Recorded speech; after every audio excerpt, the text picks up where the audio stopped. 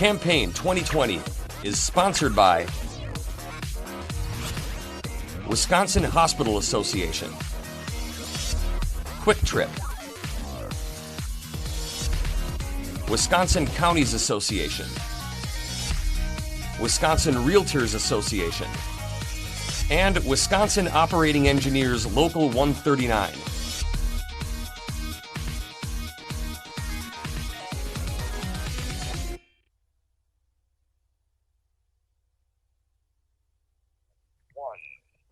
Diana Lawrence of Appleton is a Democrat running in the 56th Assembly District. Diana, welcome back to WisconsinEye. Thank you for having me. I enjoy these. Well, I know you've run before, but you know how quickly things change. So this time around, what are your top 1 and 2 campaign issues? Okay, the first one, obviously, for me is going to be the COVID problem we've got. I think we really need to get it under control. And I don't see that the state legislature is doing anything to really move us forward out of the problem. In fact, they're thwarting Governor Evers in his opportunities to try and do something about it. And that kind of falls into the second priority that I really have, because as COVID goes on, people aren't getting their workers' compensation checks, people aren't working, poverty is going to go up, foreclosures are going to go up, evictions are going up. And so poverty will go up, and that's always been my thing I really wanted to work on in the state assembly. And so I guess one leads into the other. So coronavirus and poverty. What do you think would be the biggest change to fight that issue of poverty that you think state government could make? Well, it's pretty sweeping in my eyes, because it starts at the most basic level of people just not getting enough to start out life. And through no fault of their own, some people just don't have enough. They don't know how to have that. And they can't find a decent job. So I think we need to start there at the most basic. And, we give money to families who are needy, but we don't do a lot of how do you spend this money? How do you make it stretch? And I think we really need to take those ideas and bring them forward as a requirement for getting this type of money. Would you also raise the minimum wage, Diana? Yes. I think because it'd be great if employers were doing it on their own, but some are, to their credit, and a lot aren't. So I think if they wanted to do that on their own, they would be doing it by now. Let's talk about the COVID pandemic. There's some concerns we may not get all the tax collections because of the economic damage done. So if I made up a number, if we don't collect $1 billion in taxes, and you're a member of the assembly, how would you make up for that shortfall?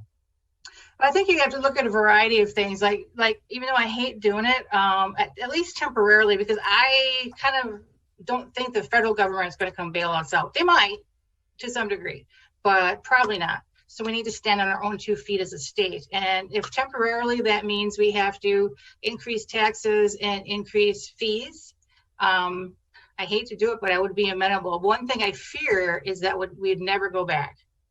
Okay. Once those fees and taxes are up there, that we would find a way to, let's spend it some other way, So that's my fear.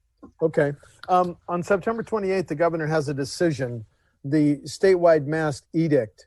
He can either extend it or let it lapse and end. What do you hope he does on September 28th? I hope he extends it, quite frankly.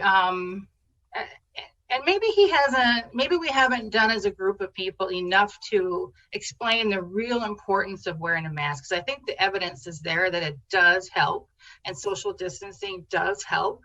And so I think, and it doesn't help that the president of the United States is not doing his bit. But I think that we need to get more word out to people that, yes, this is a thing that needs to be done because business is suffering. If you want a job down the road, you should be wearing a mask. It's just that simple. I don't see it any other way, and I understand they think it's a constitutional right to not wear one, but it's everyone's jobs are on the line, and so, I just think he should extend it. Hospitals have been on the front line of treating COVID-19 patients. If you're elected and voting on the next state budget, would you make hospitals an even greater priority than they might be in the current budget? Yes, I think we have to keep pushing it and make sure that hospitals have everything they need because, I mean, clearly people who are positive are going through hospitals and they've lost revenue in other ways. So yes, I think we need to make it a top priority in the next budget for sure. State Senator Cappinga and Representative Mark Bourne have introduced a bill that says if you're an organization that's complied with the COVID-19 protocols to protect your patients or employees or customers, you couldn't be sued over COVID. Would you vote for that law? No, I do think that people should maintain the right to be able to sue over something like that. I just really feel like inside of me it's taking away someone's ability to do something, and I think they should be able to sue. And if it's frivolous, it will be found that it's frivolous. Like why do we need to decide that before the system has even gone through the process? As the states around Wisconsin legalize medical and recreational marijuana, what's your position? I think legalizing for recreational and medical is fine. It's tax revenue for one thing, and it leads to a lot of people in prison and jail that maybe just don't simply need to be there because it's not like harder drugs in the fact of abuse and that kind of thing. So yes, I would legalize it. The whole issue of policing reform has played out nationally over the last 3 to 4 months, and even in Kenosha. There's a lot of different proposals out there. The governor has 9 bills, and Republican Senator Weingart has 8, and the speaker is going to form a task force. Is there any specific policing reform that you'd like to see become law? Yeah, I mean, I do think we need to do something about it. Clearly, there's an issue, and how I envision it might be a little bit different. Trying to be more proactive again, and maybe the police. We should consider that they are not equipped to deal with certain situations very well. Like people who are having a mental health issue or a medical issue in which they cannot follow directions. And you just see all the time in the news that these escalate. And if we can form a more task force, like the military has task force for certain missions. If we could form these little task forces for certain missions for the police, we could roll them out of the scene once they've, that task force has gotten there. The police would stay at the scene, obviously, to make sure it's okay. But I think if we took some of the burden of everything the police are doing off of their shoulders, that might help the situation. The governor's plan to who should draw the next congressional and legislative district lines. He proposed he wants a People's Maps Commission to draw those and then forward it to the legislature to be enacted. Do you support the governor's proposal? Well, I do like the fair maps people have come up with, and it's probably a lot like the Iowa model. I really like that Iowa model where you do have the legislature is still drawing the maps, but they have a lot of transparency things they have to follow, and the final drawing of the maps has to come up for public hearings. And in Iowa, it's 3 times they have to have a public hearing. I like that model quite a bit. Okay, let's talk about property taxes. We're a high property tax state, which means that school districts and local governments have been living with caps and limits on what they can levy in property taxes for more than 20 years. Do you think those caps, those limits on property tax levies should be continued? When I talk to people about taxes, they always tell me, obviously, they're paying way too much for what they feel like they're getting. And the property tax bill is where they feel it's landing. The state has a lot of unfunded mandates that they turn over to the county. And if the state continues to do that, then yes, I think we need to take the caps off to allow the counties and municipalities to do what they need to do. But if the state would like to fund their own mandates, then we need to say, well, maybe we keep the caps there. Do we also need to lessen the reliance on the property tax? do we need to give local governments more authority to explore or adopt alternative revenue sources?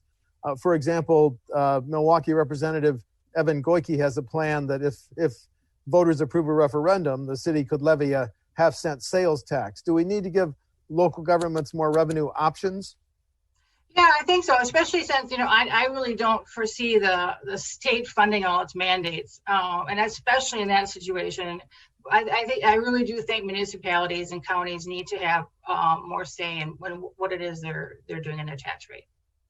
Last year, Governor Evers recommended raising the gas tax. Our gas tax is 30.9 cents per gallon. He recommended raising it to stabilize how we pay for highways and bridges. Could you vote to raise the gas tax? I would for right now, but I really do think we need to rethink this tax because if we're in an emergency type situation, we need to do something. So we need to start there.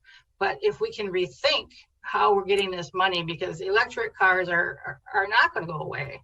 And other stresses like the pandemic, people stopped driving, they stopped buying gas, and now you have a sudden drop. I think we need to think of another way to get money for this infrastructure. And for me, toll roads are not it. We have to think of something different. But what that something is, I don't exactly know yet. If a school district or a local government plans a major public works project, should they have to give a preference to Wisconsin businesses? Yeah, I would really like to see that they would do that. But, there's also the flip side of now, if it goes to be too much money, then you can't afford to do your project, or you have the taxpayers are paying a lot more. So do that. Let us pick a Wisconsin company to do that, but then have some sort of cap. And which would include cost overruns, because I'm pretty sure that nearly every project out there has had some sort of cost overrun. Okay. Then lastly, do you want to talk about differences between you and the Republican incumbent you're trying to unseat on November 3? Yes, I would actually. I think his role in the lack of movement on doing something about coronavirus is really telling, I think. And I would be very much more proactive about it. And I would just, generally speaking, I believe in being proactive. One problem I see that could have been more proactively dealt with is the workers' compensation processing system. At least for the last 2 legislative sessions, there has been opportunity to fix it. They knew there was a problem years ago, and they kicked the can down the road, and now the can has stopped rolling. People haven't had a check since March or April. I mean, that kind of proactivity needs to go on, and I really don't think that Mr. Murphy has got that kind of proactivity going on in his party. And I feel that Dave Murphy also tends to vote only on Republican lines, party lines. And I really believe that I will evaluate each and every bill, and I just won't vote party line. I mean, if I have to vote against my party, I will do it, but I just don't see that he's willing to do that. Okay, thank you. Diana Lawrence of Appleton is the Democratic candidate in Assembly District 56. The election is November 3. Diana, thank you for talking to WisconsinEye. Thank you. It was always a pleasure. Have a good day. Thank you. Thank you. Campaign 2020 is sponsored by Wisconsin Hospital Association, Quick Trip, Wisconsin Counties Association, Wisconsin Realtors Association, and Wisconsin Operating Engineers Local 139.